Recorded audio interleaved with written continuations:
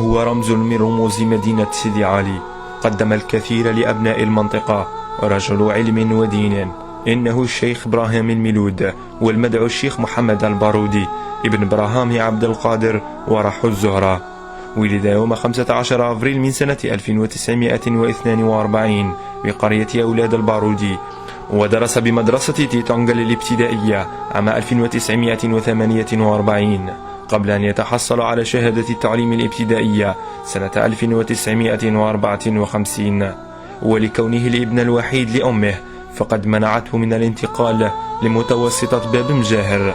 وفي سنة 1955 قامت السلطات الفرنسية بطرد تلاميذ المدارس والضغط على سكان المنطقة، فانتقل رفقة عائلته إلى مستغانم ليمارس التجارة الحرة، وسكن بحي جديد حتى سنة 1963 حيث رجع بعدها إلى قريته والتحق بزاوية سيدي محمد بن يحيى بسيدي الأخضر، حيث درس العلوم الشرعية والنحو واللغة العربية.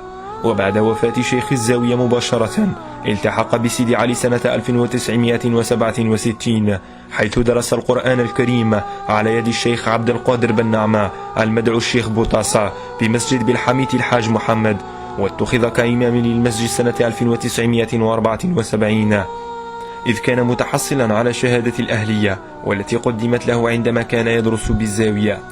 وفي أواخر 1974 التحق بمعهد تكوين الأئمة بمفتاح بالبليدة، حيث تخرج بعد سنتين وعين مرة أخرى إماما بنفس المسجد سنة 1976. وفي سنة 1979 عين إماما خطيبا بمسجد أبي بكر الصديق بسيدي علي.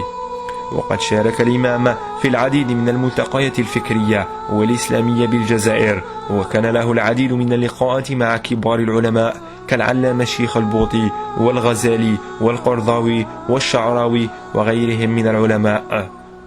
ودرس أيضا بالمعهد الإسلامي بسيدي علي رفقة الشيخ المأمون رحمه الله.